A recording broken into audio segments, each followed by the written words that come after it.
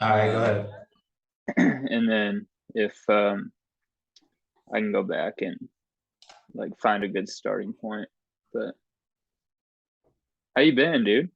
I've been good, man. I've been good. Just, busy. You know how it is with the housing and stuff, and trying to make it all work with basketball and all of that, man. But I've been good. I really can't complain, man. Good, man. I'm happy to hear that. Hope you guys I'm excited to follow along. I miss you guys, dude. Like Nah, man. I think I for miss you too, man. I think we was just starting to get some camaraderie from the staff, and but I God know. has different plans for everybody. You know what I mean? And we just gotta follow what path God got for us. To be honest. I hear you, man. I hear you. I feel like Um I'm frozen. Am I frozen? yeah, Oh, there we go. there you go. There you go. That Swick Wi-Fi. Yeah, you know how In it that is, but down there by the gym, yeah. yeah. Um all right. I got to do a formal introduction here. Yeah, go ahead. So this is the first time in 5 months that I've done one of these because I've just been running around with my hair on fire in that time Yep. period. um, but yeah, I'm out in Indiana now, speaking with Coach Reggie Kindle Jr., the head men's basketball coach at Southwestern Community College in Creston, Iowa. And you've kind of been pushing my buttons to get me to do this for a long time. So I appreciate you you know keeping me at least a little bit consistent with it. So No I'm happy problem, to man. I'm happy we could do this. Yeah, no Really problem. am. Soon as I knew you did a podcast, I needed to get on ASAP. All right, man. Well, it's your second year as a head coach there, right? Yep. um, what I usually do is just kind of give you the mic for a little bit and just kind of let you tell everybody who might be listening how you got to this point and where else you've been and just kind of run us through what your career path has looked like. Yeah, so I played for, I got my opening start in the business, so to speak, from my old coach who I played for at Benedictine Springfield. And kind of what happened was they shut our campus down, because it was a branch campus of the Benedictine D3 out in Lisle. And they shut our Springfield campus down because they were opening a new campus in Mesa, Arizona.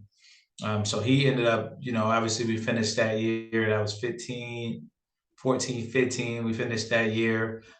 He ended up getting a job, assistant coaching job at Doane. I went down to Benedictine Mesa, same school, same affiliation, but just a different location. Um, so I played my senior year there, 15, 16. Stayed on to finish my last semester of school. I was a student assistant there for a year. And then that following year, my coach got the head coaching job at Doane. Started there at Doane, was a kind of stipend assistant for there the first year. I think I want to say I made like 5 or 6 grand, you know what I mean? Something like that. Not a lot of money. Then my second year there, I was the GA. I felt like I was making a lot more money. And even though it was only like 8 grand, but I think I got, a $3,000 raise. You're excited about that. It's crazy how the older you get, you're like, man, I can't do that. But when you're young and you're hungry, you can make that work, right? So I was there at Dome for 2 years, really, really learned a lot. That was my first time out in the landscape. Before he offered me the job, I got my degree in criminal justice. So I was like, 2 weeks away from applying to be a cop. I was just gonna, be a cop and stay in Arizona. Me and my now wife, we were dating at the time. And I knew she was the one for me, but I didn't want to unpack and leave everything. But I just took a leap of faith and went to Dome. So I was there for 2 years, and then I was blessed enough that Coach Ludwig from Peru State hired me to be his full time guy, and I was making pretty good money there. You know what I mean, with benefits and everything, and I was there for 2 years and learned a lot, man. Just learned a lot about different styles of recruiting, the kind of kids you want to bring, the kind of culture you want to have. All of that, man. I learned a lot from both of those two guys, and I'm not a guy that's a big networker guy, man. I kind of keep my circle really small of coaches that I kind of hang with and talk to on a regular basis. I know a lot of people talk about networking. I'm just the type of guy like keep your foot grounded where you are and let your work do the talking for you. You know what I mean? And God's gonna get you where you want to go. So then I did 2 years at Peru, and after my 2 years there, this job came open. You know what I mean? And it was down to me and two other dudes, two really good dudes that I know well. One is Brandon Gossett, and then one is Dan Thorpe, two guys that I know well. And they went with Brandon Gossett over me the first time. And hey, for me, it was a win-win situation. I didn't need the job, to be honest, because I still had a full-time job at a really good institution with a really good boss. So I was obviously your ego's upset when you don't get a job, right? You think like, what, I didn't do enough, or whatever, you know what I mean? Or the work I put in previously isn't enough. But I guess some things happened here, and I was fortunate enough to get the call, 3, 4 weeks later, that to ask if I wanted the job. So that's kind of how I came about, to get to becoming a head coach at Creston. Yeah, so obviously that's kind of a, I don't know if it's like rare that that happens, but Yeah, it's not really, definitely rare.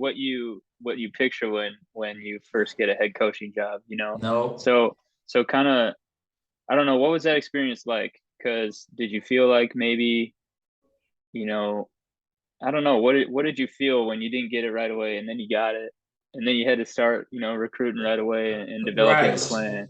So I'm frozen again, but I don't know what's going on here. But I can still hear you. You're good.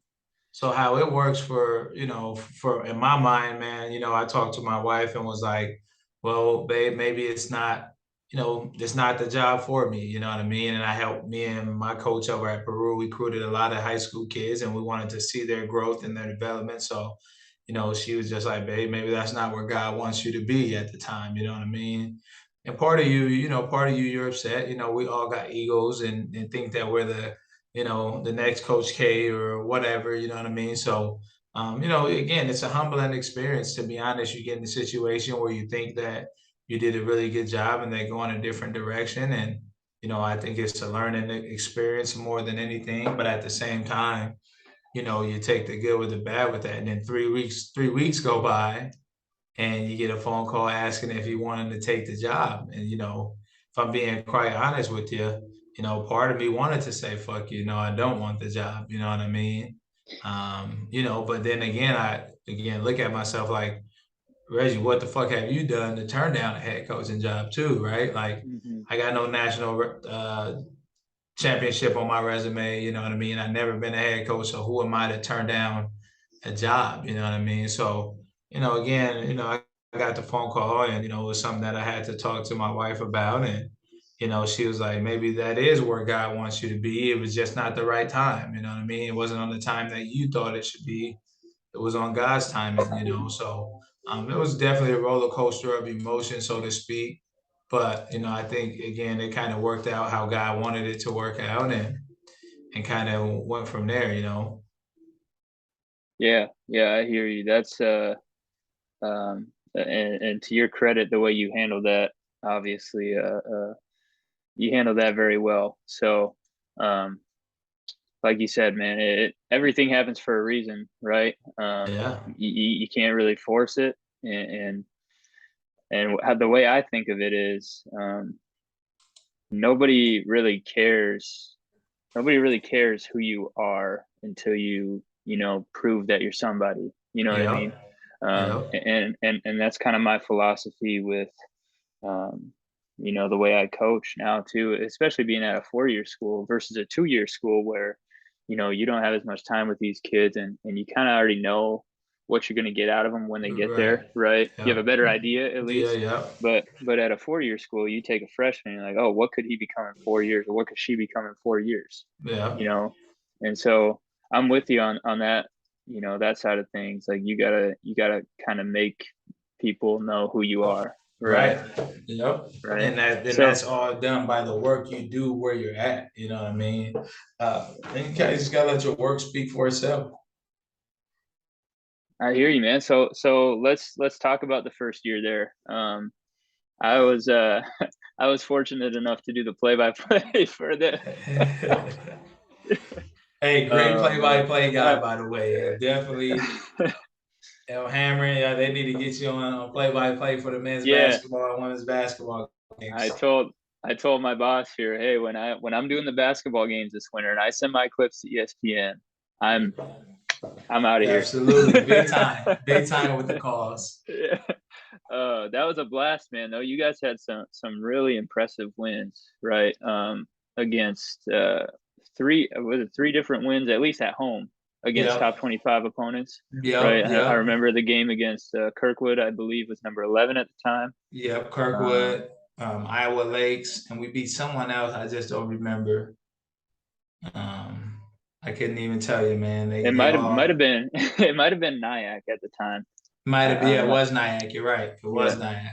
yeah, and those man, some of those games, like just I would catch myself looking down at the bench and the fire that you bring, like why wouldn't you want to play for a guy like that? You're a little bit animated at times with Yeah, absolutely, absolutely. getting on the officials occasionally, but I mean that's the kind of guy that I would want to play for. Somebody who is gonna have my back regardless of the situation. For So sure. so coming in, these guys don't really know who you are. Where do you start when you're building those relationships? I think me personally, man, when taking the job so late, I try to be open and transparent as possible about who I am as a person, who I am as a man, the things I believe in, putting basketball aside first and humanizing yourself is the number one thing, you know what I mean? That's the number one for in my eyes, it's number one thing is humanizing yourself to your players. I'm human too. I've been through what you've been through or if not more, you know what I mean? I got a little more experience in life, not disvaluing what you've been through, but sharing my experiences and how I was when I was 18, 19, and the things that I thought, you know what I mean? So I think that was really big for me, kind of getting these guys to trust me was just humanizing myself. Yes, I'm the head coach. Yes, I'm your leader, but I'm human too. I go through things too. I have hiccups in my life as well. You know what I mean? But the difference between me and the kids was, I when I made mistakes and when I fought, or messed something up, I admitted to those. I didn't point the finger. You know what I mean? And I think once they started to see me take ownership of my flaws and my mistakes when if I messed something up in practice or told them something wrong in a scouting report or something like that, I took total ownership. I didn't blame Coach Sweeney, my assistant, does a phenomenal job. I take ownership as a head coach. It's my program, you know what I mean? So I think the big thing when you didn't recruit guys and you're taking over a program is just, first obviously build a relationship, but humanizing yourself not having a big ego and thinking that your way is going to be the only way. You don't have a relationship with those kids. You got to see what's the way to coach them. You never coach them. You never talk to them. So understand you still can have your standards set, but at the same time, humanize yourself. You know what I mean? They're already in the sticky situation as it is. They had three different head coaches in a month. You know what I mean? So it was just a real sticky situation as far as, another new head coach. What is he going to be like? You know what I mean?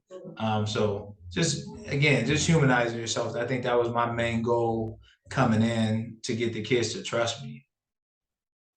Yeah, right, man. I couldn't agree with you more. You nailed it there. I think especially at that level, there's something about just like, the kids want to kind of establish who's the alpha in the program and Absolutely. who's Yep. who's the top dog in the room, and it's just like, man, Yep. who cares? Like, Right.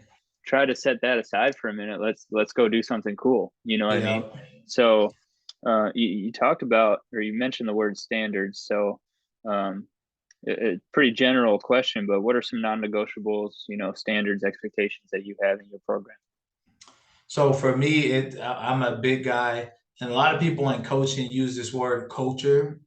I feel that it's overused in my opinion. You know what I mean? Like culture wins, culture wins. In my opinion, no, people win. You know what I mean?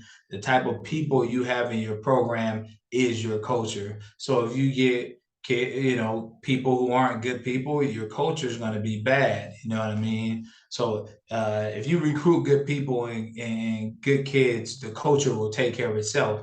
Now, like you said, now the standard part of it is, the standard part is we're going to move the basketball. We're going to share it. We're going to knock down threes. We're not going to be late to class. We're going to sit in the first three rows, stuff like that. That's the standard. But the culture, in my opinion, is the people. And if you recruit good people, the culture takes care of itself. You know what I mean? And when you're taking over a situation where you're coming in late, getting a job in July, you don't have much time to recruit. So you try to hope that the kids that you bring in, the kids that you develop relationships with, that you've been able to spend a lot of time talking on the phone with, texting with, when they get in and the returners, hopefully it can mix. Like, man, I know coach didn't recruit you guys, but when he recruited me, this is what he talked about, in hopes that the messages come from the kids, right? With their teammates, as much as it's going to come from you on a day-to-day basis. Hearing it from their peers is a lot more. For some reason, it stands out a lot more. So, I think the standard for us, man, is, we're gonna be, we cannot look the part, but we're gonna play our asses off. We're gonna compete. We're gonna play hard. We're gonna move the ball. We're gonna make it hard for people to score, and we're gonna make it hard for them to guard us, man. You seen us play. We didn't have no one over 6'7". You know what I mean? But we're beating teams because we shared the basketball. We made teams guard us, and we played our butts off. You know what I mean? And I think, like it went back to, I think it was because the guys knew that coach is going to go to bat for me, right or wrong. Coach is going to have my back. You know what I mean? And like you said, I'm a little animated and a little creative, with my word choice with the refs. You know what I mean? No technicals in year one though. So uh, Impressive, to say the least, man. yeah, no, Impressive. no. I know how to toe that line pretty well. But no, man. Again, I think the standard is the people. You know what I mean? The standard is the people and the kids you recruit. You know what I mean? It's a big saying that you're only as good as the people you surround yourself with, right? I think that's even more so important as a head coach. The kind of kids you're bringing in your program is the culture. You know what I mean? Yeah, I would encourage whoever is listening to this, I would encourage him to take a listen to that again. Um, I've not sure I've ever heard it explained quite that well with it. You have a standard and you have a culture. Those are two separate things, right? Yeah. And I mean that's nails right there. That was good stuff, man. I appreciate you sharing that. Yeah, So, no problem. um, so personally, like for you, I mean, did you have expectations going into that? Like, I mean, how do you think it went? I guess on a personal level. Personally, man, as a competitor, you know, um, I think we could have did better. You know what I mean? We lost so many one to three possession games. We were 13 and 17, and we lost, I want to say, five one to three possession games. You know what I mean, in year one. And again, that was just, kids were kind of fighting the system. You know what I mean, and Hmm. I'm fighting the way I wanted to do things. But once you have some success, and success helps with buy-in, right? You know what I mean? Hmm. To be honest, man, I felt that we kind of maxed out. Like, if I'm being real with you, man, we beat some teams we probably shouldn't have beat, and we lost to some teams we shouldn't have lost to.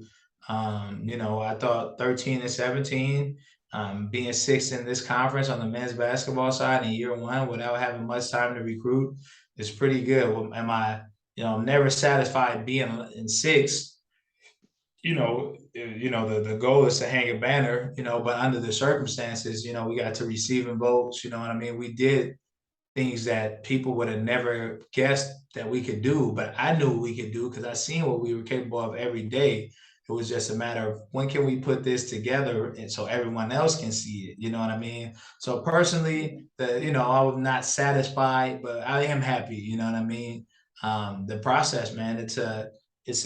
Rome wasn't built in a day, right? You know what I mean? It's a brick by brick, layer by layer. So not happy with not excited or thrilled with the results, but happy with how it all turned out, understand through the circumstances, you know what I mean, and how it all Yeah. went down.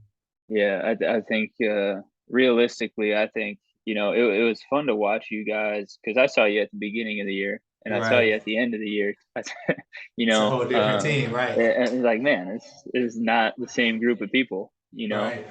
So credit to you guys, you and Shane both. You guys are doing a nice job there. And Yeah, man. And like I said, I'm excited to follow along for sure. But I do want to kind of, for young head coaches out there, um, I don't know, like not advice necessarily, but what did you learn from being in this position? And you learn so much, to be honest, man. You learn that, moving the chair over in this business is harder than you think. You think as an assistant, you got it all figured out, man, and you don't. You know what I mean? There's so many different aspects to being a head coach, from fundraising to administration stuff to dealing with kids and personalities, parents and families. Um, you know, can you get your team to mesh? You know what I mean? It's so many different things that you learn, and I think it's things, to be honest, that you only learn when you sit in the chair. You know what I mean?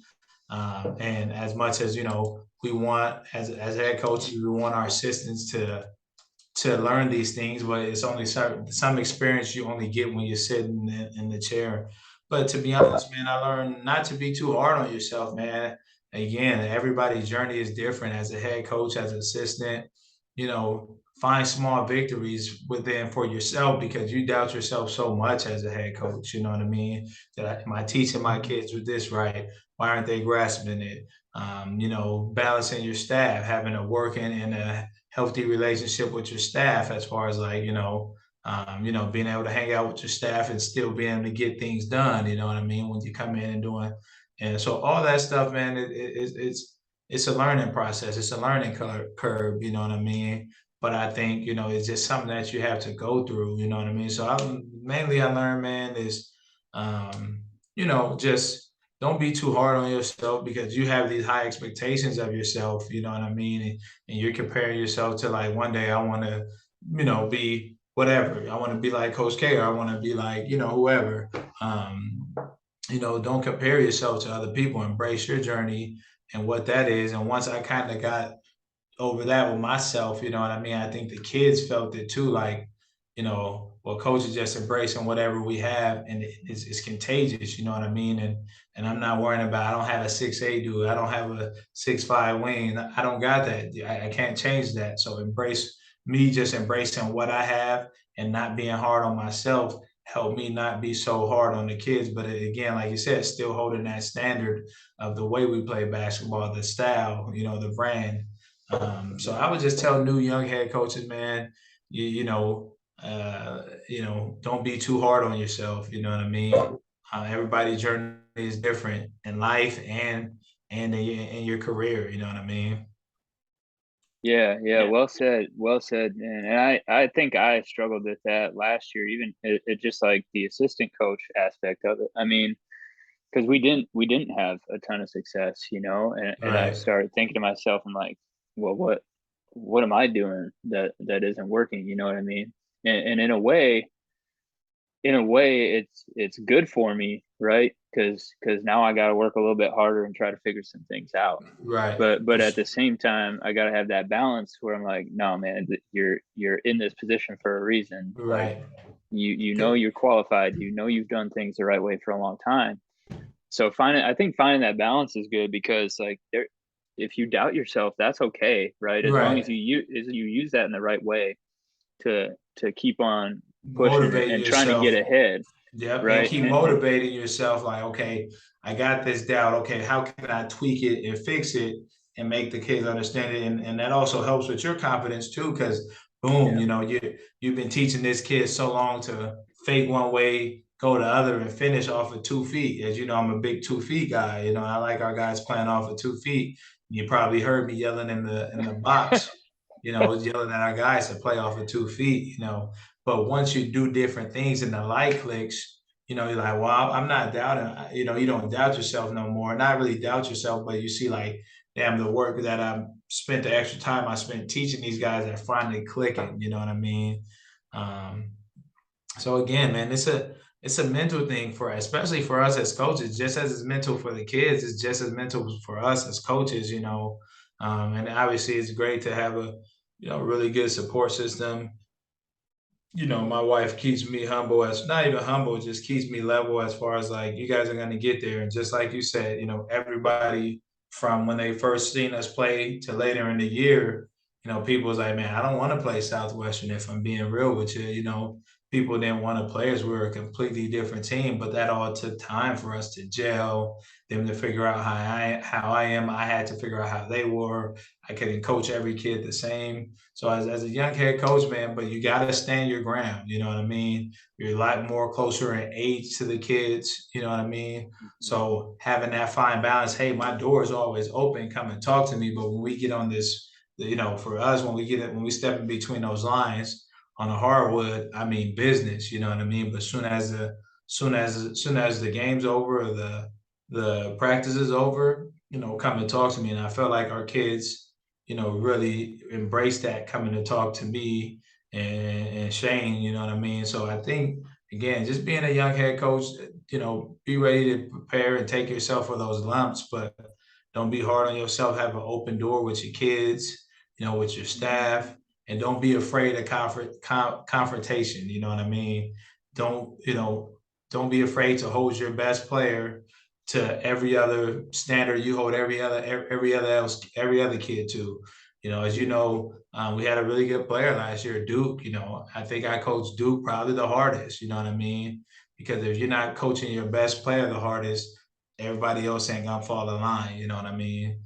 So Mhm. and it's hard as a young coach. You're like, man, I want to win games. I want to keep this kid around.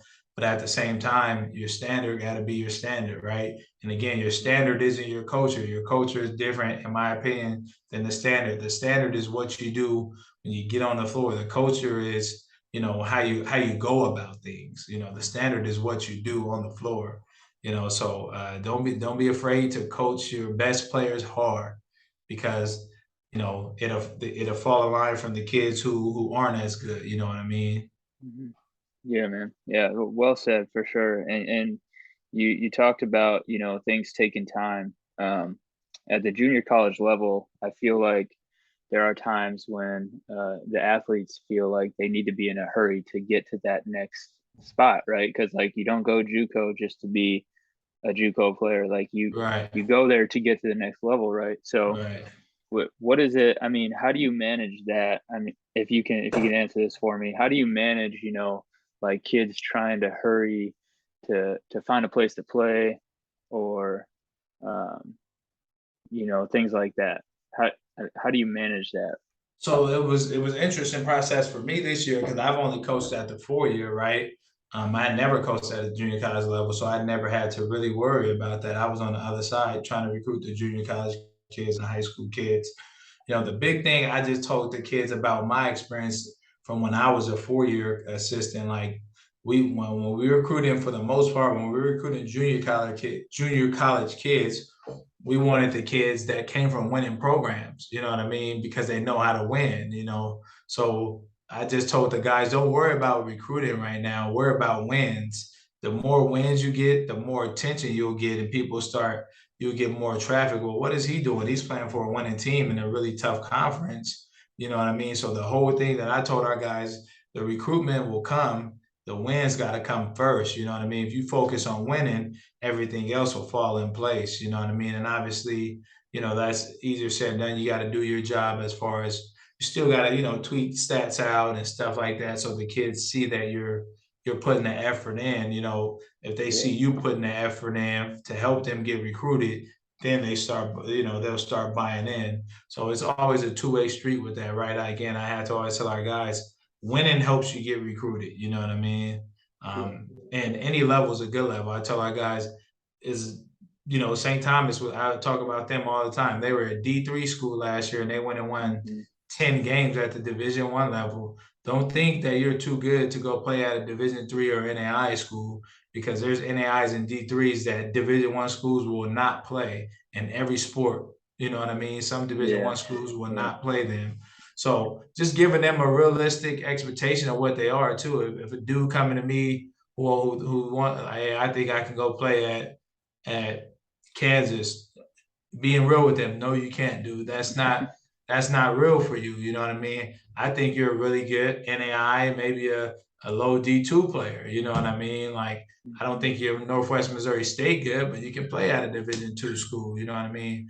And I think having those conversations early with your kids and kind of giving them a realistic expectation and letting them know like there's some really good schools. And the ultimate goal, Blake, kind of managing that is just me telling kids however much school you can get paid for, get it paid for, no matter what the level is. You know what I mean? Mhm. And then once you Mhm. start breaking it down to them and money wise, as they're starting to mature a little bit and get little bit older, they start hearing people talk about student loans and stuff like that now that they're getting a Yeah. little older. So it's kind of like, okay, that makes sense, coach. So breaking it down to them in different avenues and different ways kind of helps them realize like, let's stay focused on the goal at hand. It'll take care of itself. You know what I mean? If we're winning, doing the right Yeah. things, coach has connects. You know what I mean? Our league is really well known. Coaches have recruited from this school in our league forever. So, again, we have 5 of our 6 sophomores go on to play somewhere, all from D2 to NAI. NAI had a kid go to Bethany Lutheran, Presentation, Valley City. Big Jamel went to Western State, Colorado, and AJ went to Arizona Christian. So, I'm pretty happy about that, man. For 1 year of what we did to have 5 of our 6 sophomores go find places to play, pretty damn Yeah. good. That's ultimately what that's all about, right? That's Yeah, what your job is to have their best interest in mind yeah, and get them to continue their education and play at a competitive level, right? And so, yeah, you did a great job of that, no doubt. And that kind of answered my next question too. I was gonna ask you, like, how do you get them in the exposure that they want? Well, you gotta put the team first, right? And I yeah, will say I'm getting a warning that we got like 5 minutes left, but we can start another one after this if yeah. we need more time, which we probably will. But um, like getting people exposure is as easy as putting your team first. You know what I'm saying? Right, Like if you guys go 5-25, but you got a guy that averages 20 points, how many people really are going to look at him, right? right, Versus, you go 25-5 and you got a guy averaging like 8 or 9 points. I mean, that right. goes, in my opinion, that goes a lot further. Oh, for So, sure. For sure. I agree. And I talked about that a lot. You know what I mean? Like a lot of 4-year coaches want to take guys from winning teams that have solid numbers. If you average 12 points, and was 45 from the field and 35 from three and 80 from the free throw line, a lot of coaches are going to be blowing you up because you're efficient. You're playing on a winning team. Now, if you're mhm, averaging 20 points or 20 shots and you're 42 from the field and 30 from three, and you're a high volume guys, coaches don't want that because when you go to their place, they got a team too that's good and they think you can be a piece. But for the last 2 years, you've been used to been able to take any shot. And now it's a culture shock to you that, but it's not, that you got to play team basketball. So I think instilling team basketball in you guys early, from the day they step foot on campus and letting them know, again, this is our standard on the court. We share the ball, we move it, we backdoor cut, we don't stand, we keep moving, stuff like that. It really teaches your guys that, like, man, that this is how we're going to play in. And when they move on to the next spot, that coach, like, man, that JUCO coach Reggie did a really good job teaching these guys how to play basketball the right way. You know what I mean? Because when these kids leave here, they're extension of you, right? And what you've done in the yeah, past. yeah, You know what I mean? So again, we get the kids exposure through Twitter and hitting up our connects, guys that we played for, guys that we got relationships with. What kids don't understand is that coaching in every sport's a big brotherhood, if I'm being honest. That we all talk to each other, we all email each other, and we want to see our other peers be successful. So if we think this kid could be a good fit, we reach out for them. You know what I mean? Yeah. Yeah. I hear you. I hear you for sure. And that's like you said it better than I could. It's they're an extension of you. So keeping that in mind when you're, especially when you're a young head coach and you might be worried about kind of your resume, like, no, man, put the kids first, right? Right. And and so credit to you for that. We might be able to squeeze this in. We got 2.5 minutes left. All right, I got one and a half more questions. Okay, Yeah. the first one is 3 words that describe Coach Reggie Kindle. Passionate, man. Passionate, outspoken, and loving.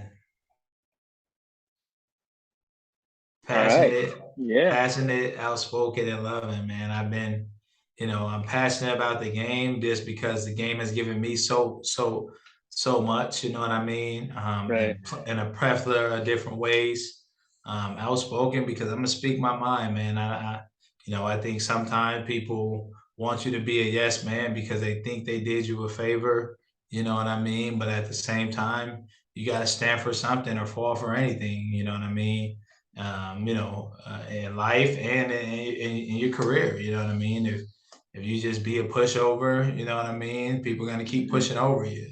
And love them because I care about all my guys, even the guys that I didn't recruit. That we had they mean a lot to me. They're part of my first year ever being a head coach. You know what I mean? And I think, if you come to the games, like you've been at the games, you see the love that we have for each other, you know what I hmm, mean, as a group, you know what I mean? And then, at timeouts, when they do something good, I'm the first one to meet them on the court, you know what I mean? But I'm the first one to chew their ass too, you know what I'm saying? yeah, yeah. Yeah, it was fun to watch, and and I do appreciate, kind of the bond that we had there. For It sure. took, I think it took a little bit to kind of get a little bit closer, but Yeah. the support from you guys was it meant the world to me, and we struggled at times, but that whole athletic department kind of helped us get through that. So I appreciate you for that. Yeah, no problem, man. No problem. And, I'm always happy to help and support.